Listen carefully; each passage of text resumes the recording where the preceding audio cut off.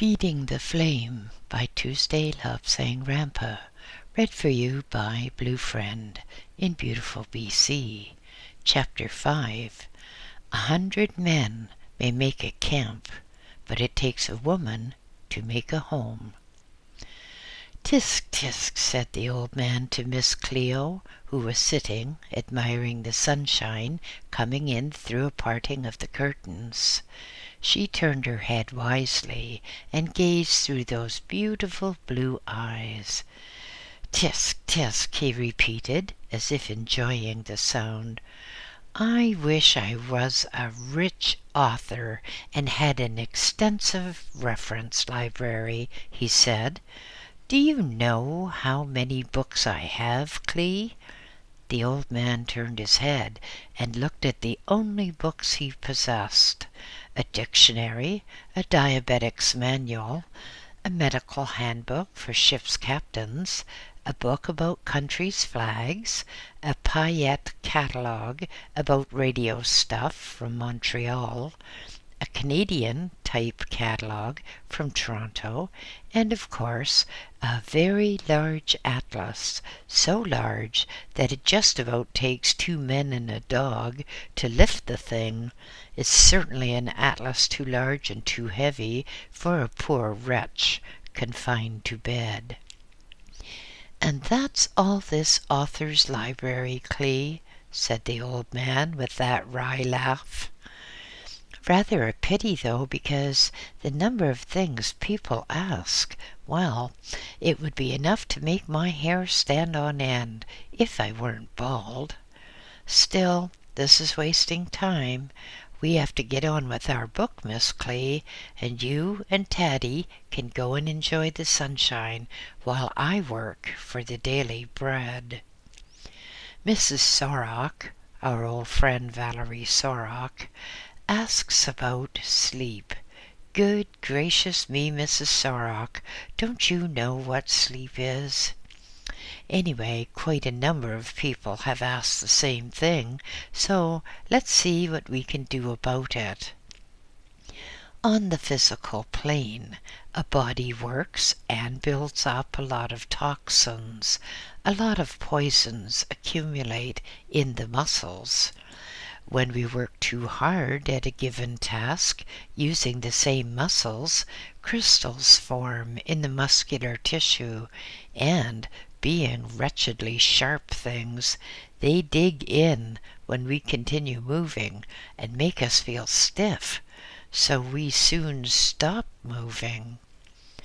All the organs of the body get suffused with toxins, and so after a time, it's necessary for man to lie down and go to sleep so that the body mechanism slows down, becomes almost static, and during that period of sleep, the toxins which cause tiredness and muscular stiffness dissipate or disperse so that when we wake up, we're as good as new.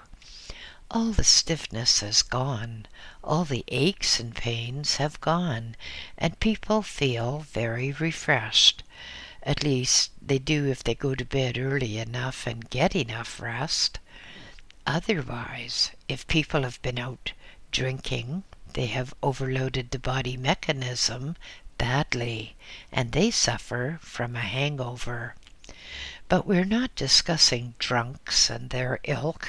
We're discussing your attitude towards sleep, you, the sensible people.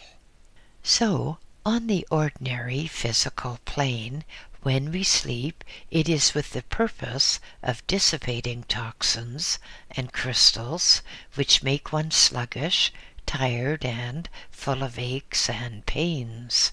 But there is more to sleep than this.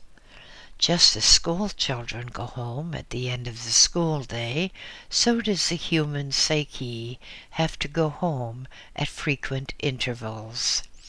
If a human had to stay completely awake all the time, he would find life insupportable. All manner of strange physical manifestations would occur. So he goes into a period of sleep to the astral world for recuperation. Think of school children who had to stay in class for 24 hours a day. Well, of course they couldn't do it, but supposing they had to, soon they would not be able to learn anything, and soon they would be completely insane with fatigue, and it's the same with adults. During sleep, the physical body is left prone upon a bed. Most time it's upon a bed anyhow. Enough times, in fact, for us to say prone upon a bed.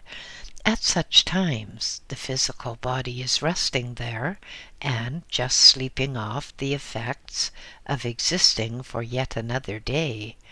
The driver of the body, the psyche, is away, so the body mechanism called the subconscious takes over, and all sorts of reflex actions occur in the body. Often the eyes will roll behind shut eyelids.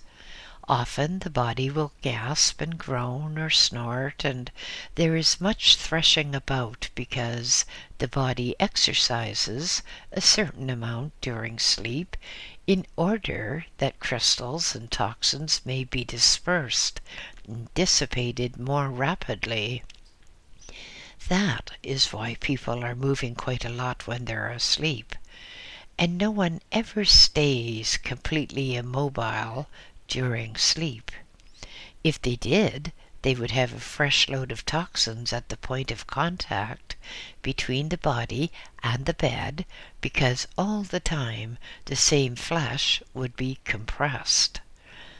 The subconscious, during this sleep period, is completely freed from the control of the psyche, and so it, in effect, wanders among the memory file cards, something like an idiot boy who can grasp a file card here or perhaps 2 or 3 file cards there.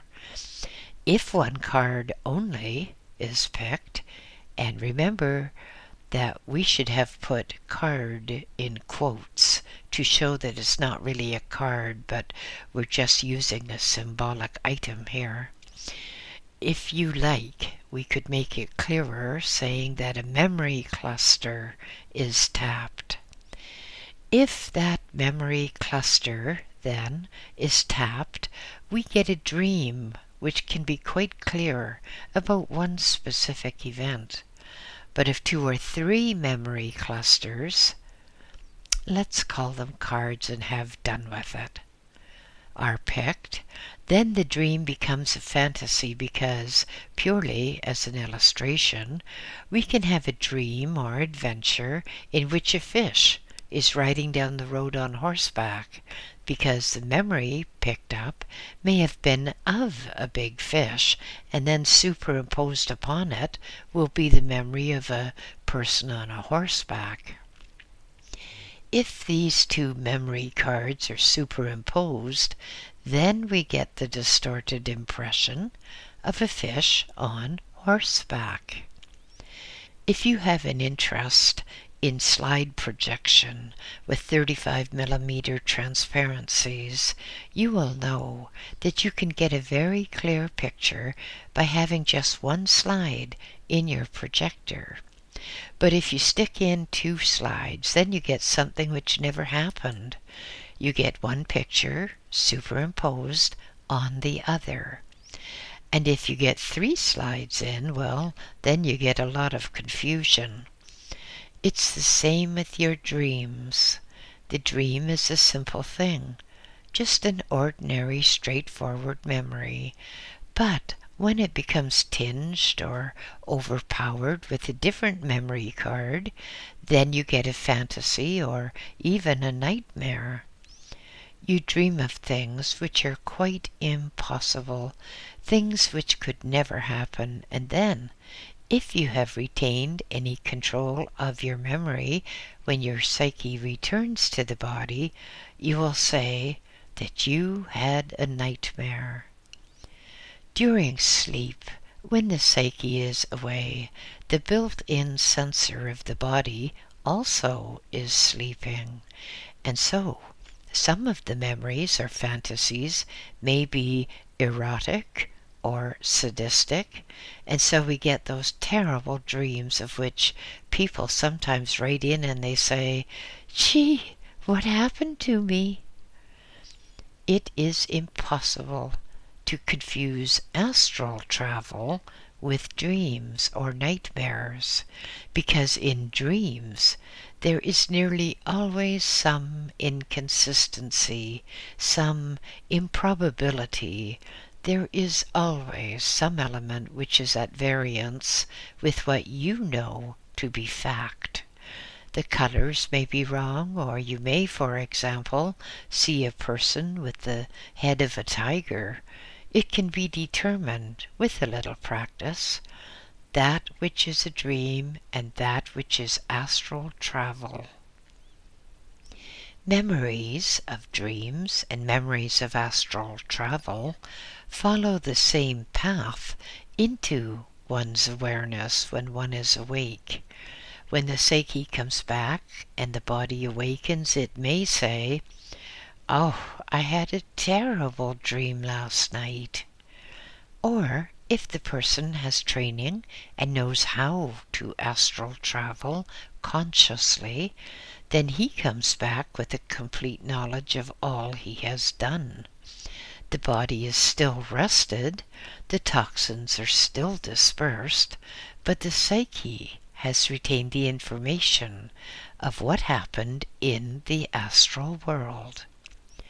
Some school children have a holiday and they're so excited at coming back to school that everything that happened during the holiday completely disappears from their brains or from their memories.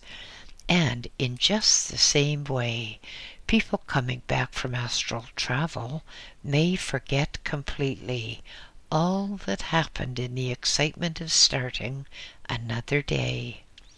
It cannot be too often repeated that if one wants to remember astral travel, then one just simply must say to oneself 3 times before going to sleep, "I will sleep soundly and restfully, and in the morning I will be aware of all that I have done in the astral." Repeat that 3 times before going to sleep, and if you really think what you are saying, and if you really mean what you are saying, then you will remember when you awaken. There's nothing magical about it. It's just getting through to a rather stupid subconscious and saying, in effect, "Hey, bud, you've got to keep alert tonight. No playing about and gumming up the works with my memories. You keep out of the way, ready for a fresh load of memories when I return." Of course, the person who is trained in astral travel can astral travel when he's fully awake.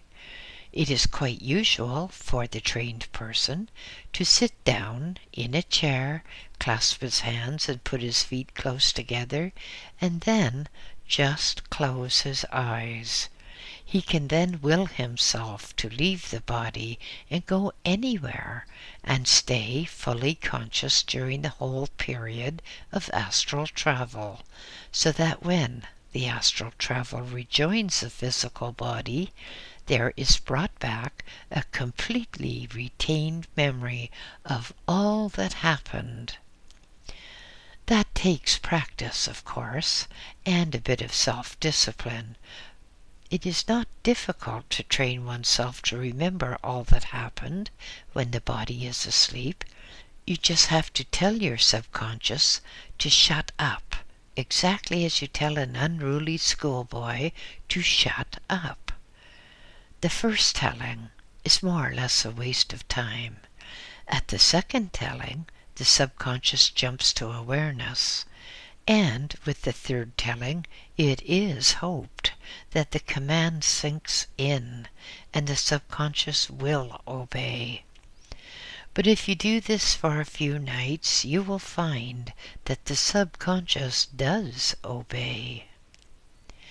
Many people like to keep a notebook and pencil by the bedside so that immediately upon awakening in the morning, the knowledge of what happened in the night can be written down.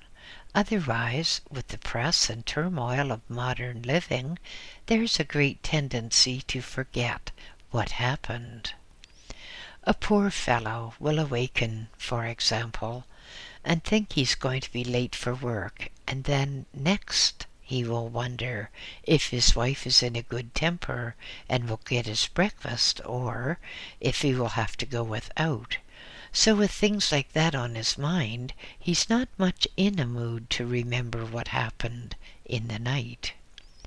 So make a definite practice. Keep a notebook and a pencil by your bedside, and the very first thing you do when you awaken, write down immediately everything you remember of the night. With practice, you'll find it's easy, and with a bit more practice, you won't need your notebook and your pencil.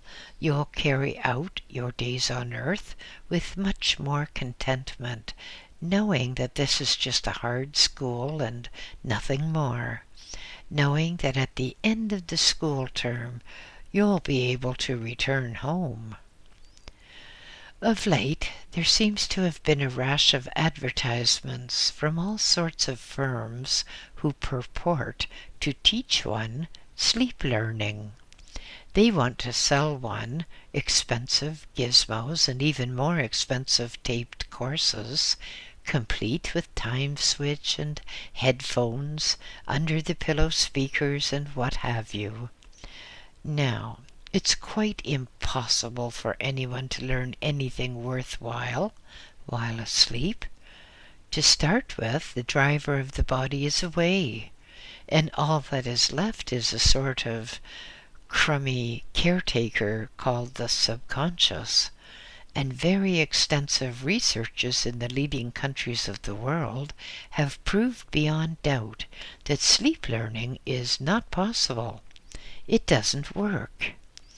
If you stay awake, that is, if you are slow in going to sleep, then you may pick up a few snatches of conversation from the tapes. But there's no easy way of learning. You can't press a button and say, "Hey, presto," to a machine, because that will not make you a genius overnight. Instead, it will interrupt your sleep rhythm and make you bad-tempered, unmentionable you-know-what.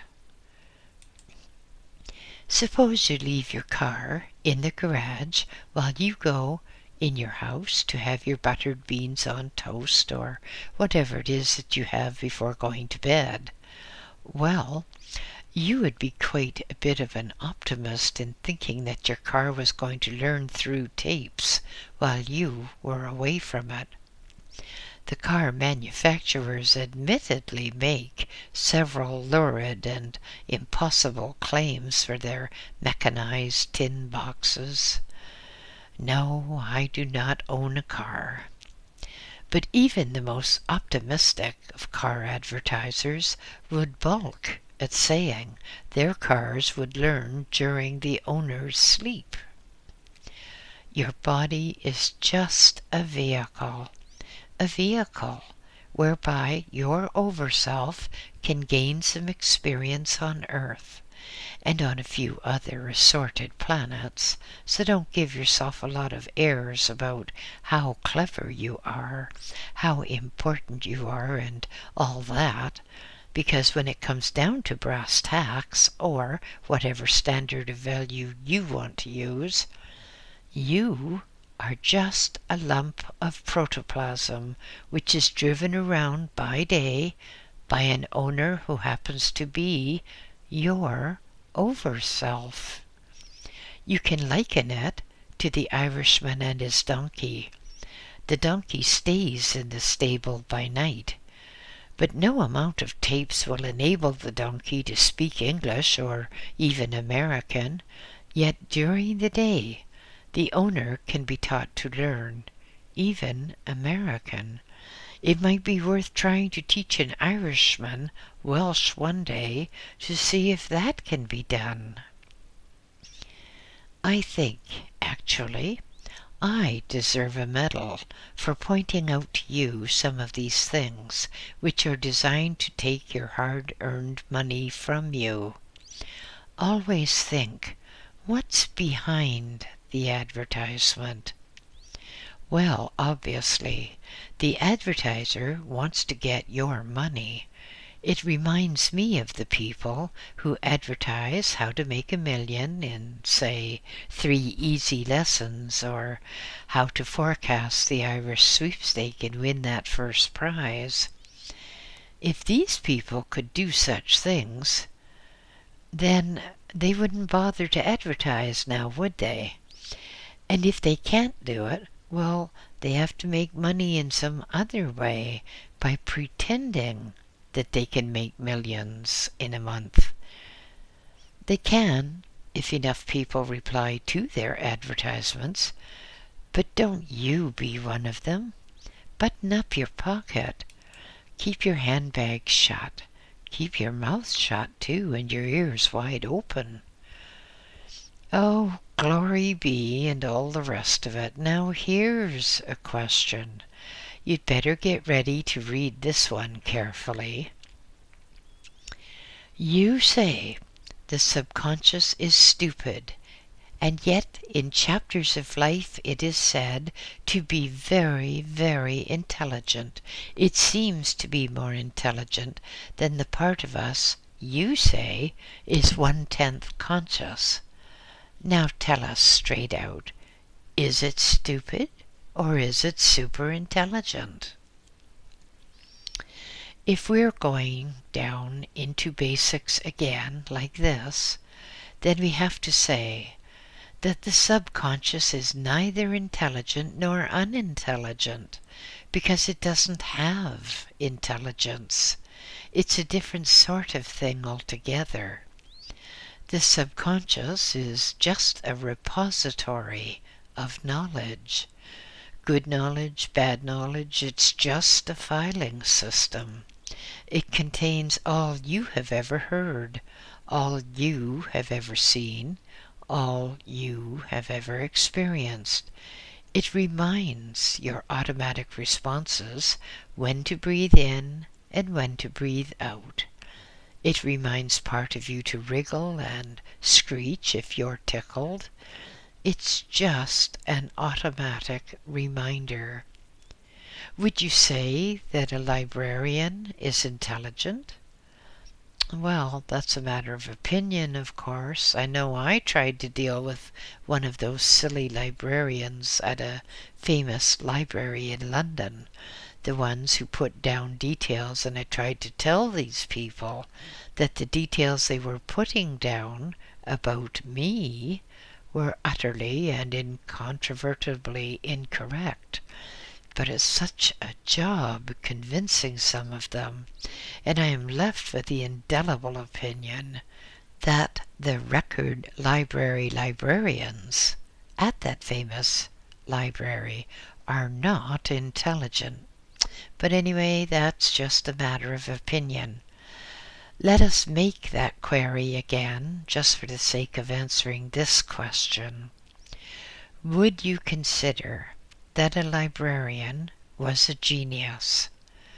Would you consider that a librarian could answer any question about anything and say what any person has said before?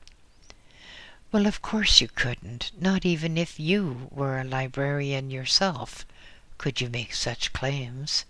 Instead, you'd say, quite correctly, that no, there's no such knowledge in a conscious human, but a librarian knows where to find certain information. The best librarians are those who can find the information fastest. You and I could go to a library and fumble our way through certain filing cabinets in search of a book title containing matter on a subject of interest. Then we would find we had to refer to something else, and then we'd find that book was out of print or out of circulation or out of the library. We would waste half a day or more. Yet, by asking a librarian, there is a second during which he has an absolutely blank expression, and then the penny seems to drop with a clank, and he or she gets into motion and produces the book with the desired information. If he or she is good at their work, they recommend many more books. The subconscious is like that. As soon as the thinking we desires to know something, then the subconscious tries to come up with the answer. That's not intelligence, that's entirely automatic. And as it's automatic, it can be trained. Trained for what? Well, the answer is simple. Your subconscious is your memory. If you have a poor memory, it means that your conscious 1/10 is not getting through to your subconscious 9/10. If you have a poor memory, it means that the subconscious is falling down on the job of providing you the information which you demand. If he or she is good at the work, they recommend many more books. The subconscious is like that. As soon as the thinking we desires to know something, then the subconscious tries to come up with the answer. That's not intelligence. That is entirely automatic. And as it is automatic, it can be trained. Trained for what? Well, the answer is simple. Your subconscious is your memory. If you have a poor memory, it means that your conscious 1/10 is not getting through to your subconscious 9/10. If you have a poor memory, it means that the subconscious is falling down on the job of providing you the information which you demand. Supposing you want to know what Gladstone really said back in the year 18 something or other. Well, you've probably heard it. You've probably read of it. So it's in your memory. And if your subconscious cannot bring it out, it means that there is a fault in a relay somewhere. Some people can reel off a terrible lot of stuff about football or baseball teams and give all the winners, or whatever they're called, for years back.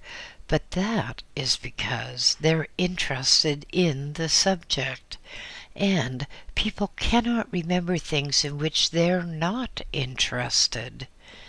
Never having seen a football match or a baseball match and not wanting to, I haven't the vaguest idea about it.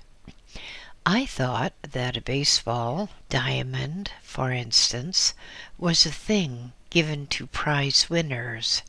No doubt somebody will write in to tell me differently. If you want to cultivate a good memory, then you have to cultivate your subconscious. You have to be interested in a subject. Until you are interested, the subconscious cannot tag on. Many of our lady readers will know all about the male film star. How many times he's been married, how many times he's been divorced, how many times he's chased his beloved, for the moment, around the world. That's easy, they can do that.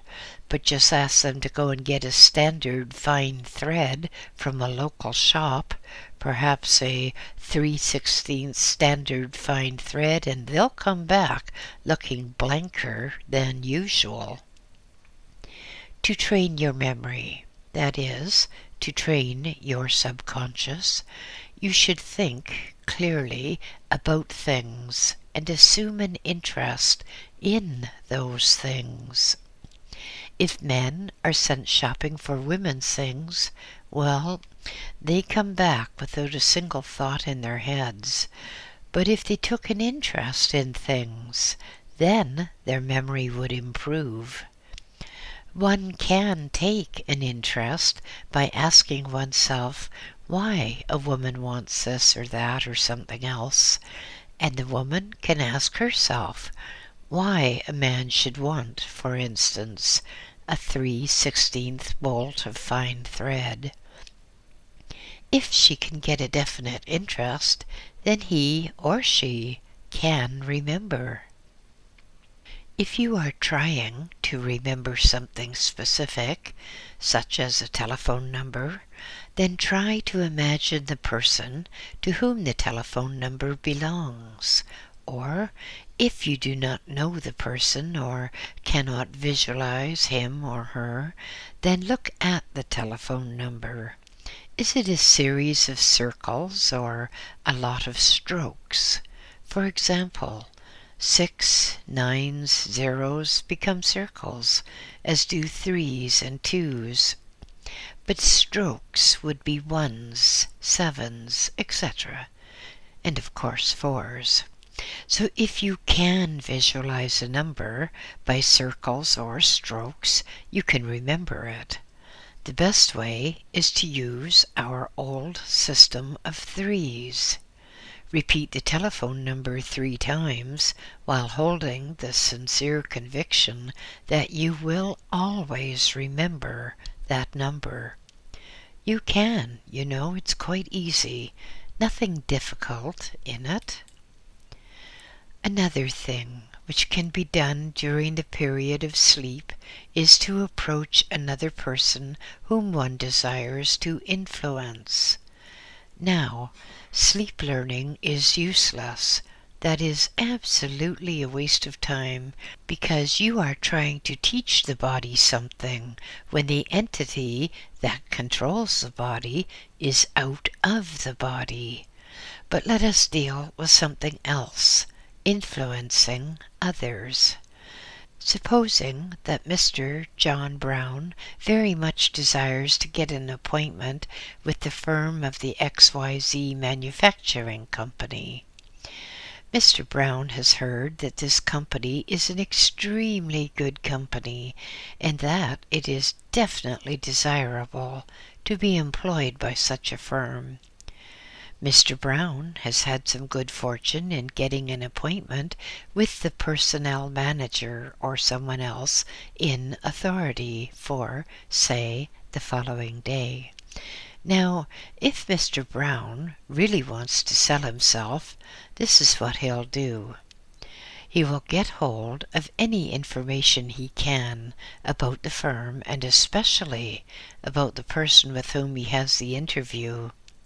That means that Mr. Brown must make a definite inquiry as to who will be doing the interviewing. Then, if it is at all possible, he'll get a photograph of the interviewer, and before going to bed that night, Mr. Brown will sit quite alone, and he will visualize himself talking to the interviewer on the morrow. Mr. Brown will convincingly state, in the privacy of his bedroom, the reasons why he would be a desirable employee, the reasons why he needs that particular appointment, the reason why he considers he is worth more than the firm normally pays. He says all this to the photograph. Then he lifts up his feet and tucks them in bed, and he puts the photograph so that it is facing him as he lies on his accustomed side. Mr. Brown goes to sleep with the firm, very definite, very emphatic intention of getting out of his body and journeying to Mr. Interviewer's house.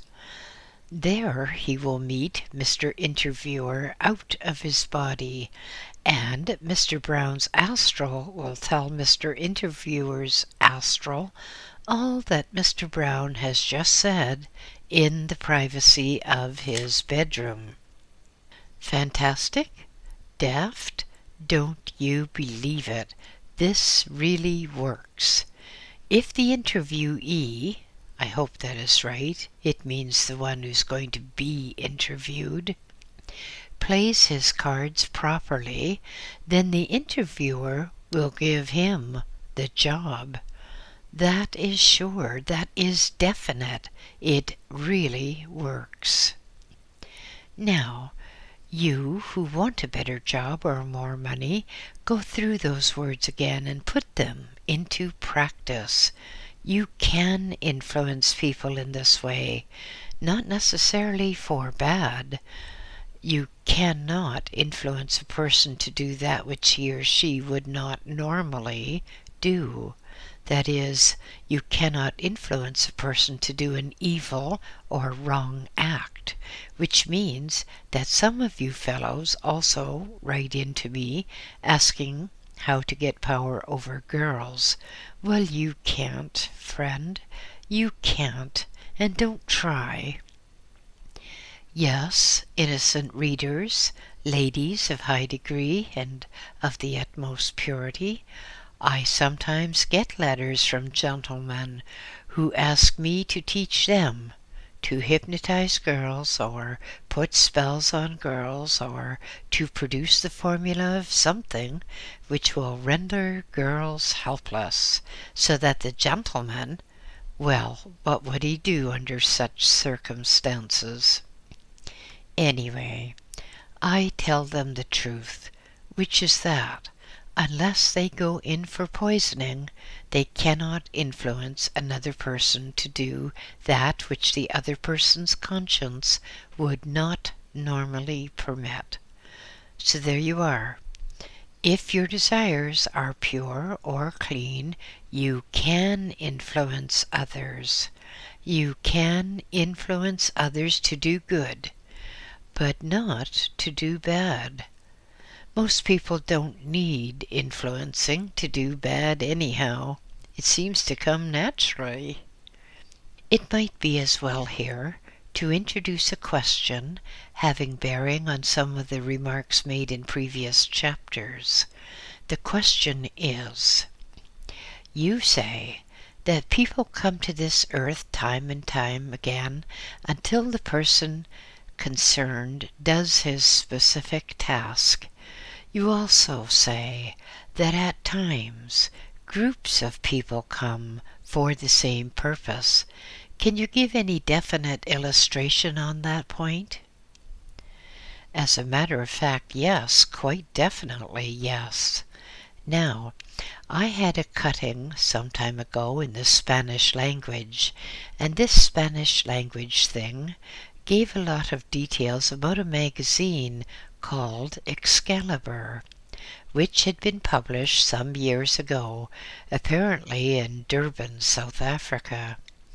I have only a very, very brief comment on the whole matter, but it seems the magazine published some remarkable proven parallels between the life and death of President Lincoln of the U.S. and President Kennedy of the U.S. This will so adequately reply to many queries that I will give all the details here.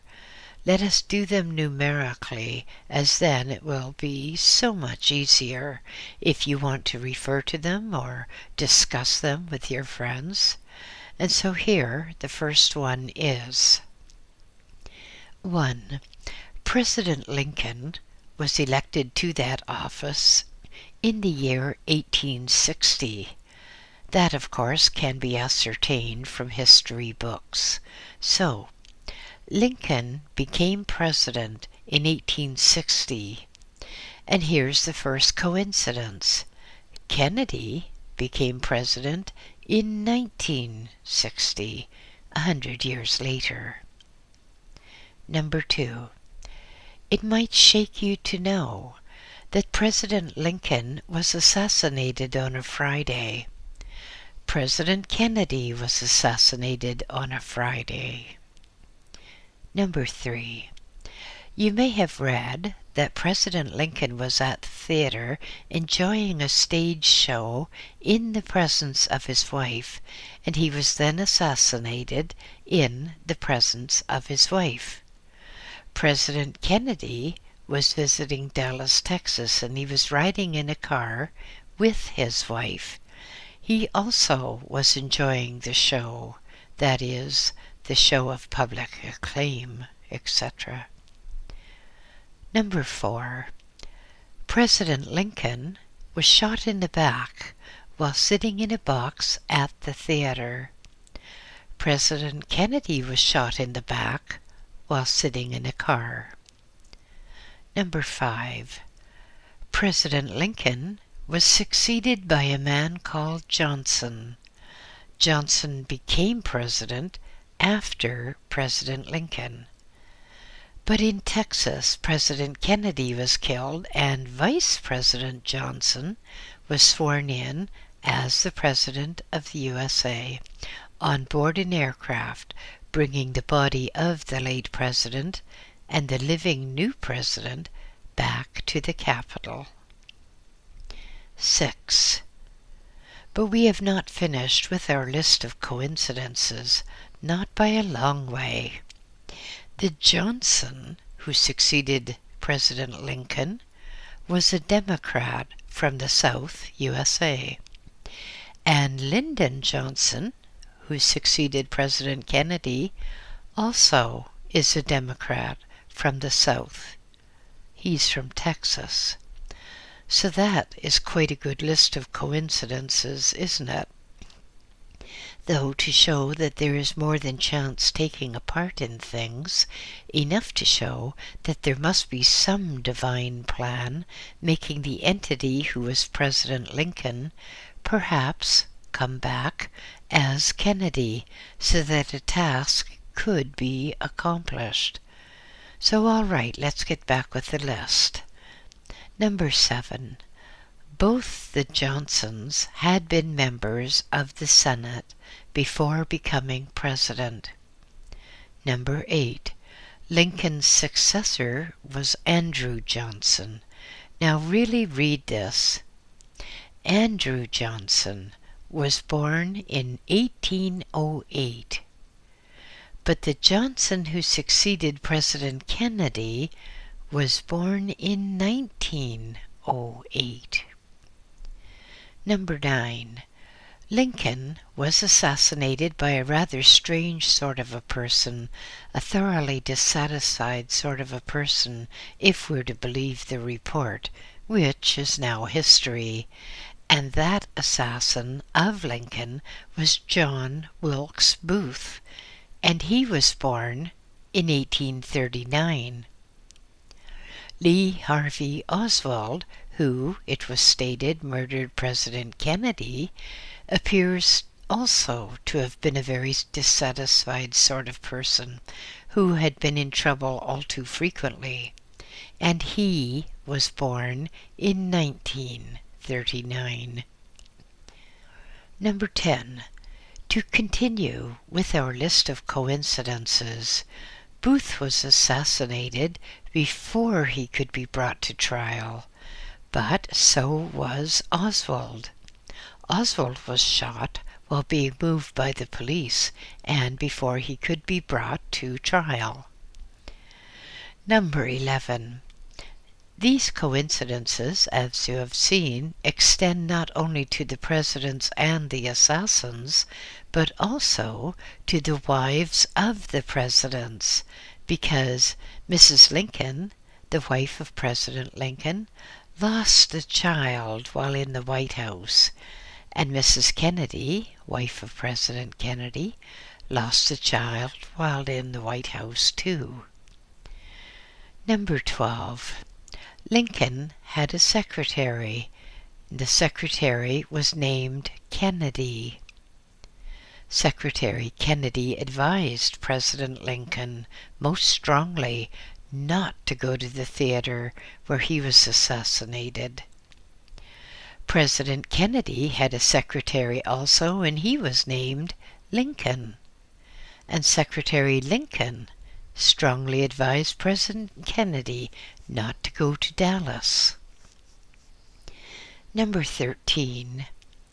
John Wilkes Booth shot President Lincoln in the back while the president was watching a show, and then the assassin, Booth, ran to hide in a store. But Lee Harvey Oswald shot at Kennedy from a store, and he ran to hide in a theater. Just read that carefully again and see how very strange that is. One assassin shot in a theater and hid in a store. The other one shot from a store and hid in a theater. Number 14. Lincoln is 7 letters, and if you count up Kennedy, you will find that that also has 7 letters. Number 15. If you count John Wilkes Booth, you will find that there are 15 letters. And if you count Lee Harvey Oswald, you find also that his was 15 letters. Number 16. It is believed that Oswald killed Kennedy, and Oswald had accomplices. None of this has been actually, definitely, incontrovertibly proven. It's a matter of circumstantial evidence. No one can prove that Booth murdered Lincoln. In the same way, Oswald, it was stated, had accomplices, but it has not been conclusively proven that Oswald did murder Kennedy, and it's not been proven that Oswald had accomplices. Let's face it, quite bluntly, circumstantial evidence points clearly at Booth and at Oswald. But again, how much of what we read was actual truth, and how much was the press prejudging and pre-condemning a man, we do not know. And I point out this because it is another coincidence in the case of the 2 men. Number 17. You will remember that the man called Ruby, who was a bit of a fanatic, killed Oswald. He shot Oswald in front of the television cameras. He just pushed his way past the police, pointed a gun, and pulled the trigger. But Boston Corbett was also a bit of a fanatic. He too believed that he was doing right when he murdered John Wilkes Booth. In both cases, these 2 men killed the man suspected and accused of the murder of a president, and in both cases it was stated that the second assassin, that is, Corbett and Ruby, did so out of excessive loyalty for the president of the time. But in neither case is the actual motive established. In another book, I wrote about the overself managing a group of puppets. Well, you think about that in the light of this information, where 2 presidents were elected 100 years apart, both were assassinated on a Friday, and, looking through the list again and see all the different coincidences, now do you seriously believe that these could just be coincidences? It isn't really possible, you know. My own belief is that Lincoln did not do his job, and so he had to come back to substantially the same job to finish what he did not do before. The only way to come back was to come back as one who would be President of the U.S., which is what he did. You can take it that sometimes an overself has dress rehearsals with puppets. So in the case of Lincoln, the stage was set, appropriately enough, at a theater, and a president was assassinated. Nothing was proved against the assumed murderer, and the assumed murderer was assassinated by another person. It was all most unsatisfactory. Motives were unknown, and nothing was ever proved against anyone. So perhaps the Overself got a bit fed up with such a waste of time and effort, and another arrangement was made for 100 years later, because in the astral world, time is different from here, you know? The other side of death. The astral could have sat down and scratched his metaphorical head, so to speak, and wondered what to do next. Well, by the time he had fidgeted around and scratched a bit more, 100 years by Earth time would be slipping by. One also wonders what happens now. Was that Overself satisfied with the second attempt, or will there be a third? Personally, I believe that we shall yet see a president of the U.S. who is actually put in seclusion for being insane. Now, I know all the old jokes about presidents of the U.S. being mad in any case, and far be it from me to discourage them. But this time it is a serious matter, and I believe that before too long we shall see a president of the U.S. who has to be relieved of his duties because he's too insane to continue. I also believe that we shall see another very difficult thing. I believe that we shall see many most important and influential members of the U.S. government indicted for communist activities, for giving aid and comfort to the enemy, and for selling out their own country. Some of you who are fairly young will see all that, because it is going to happen. There are going to be some truly horrendous things happening to the U.S., so keep your radio switched on in the next few years. End of chapter 5.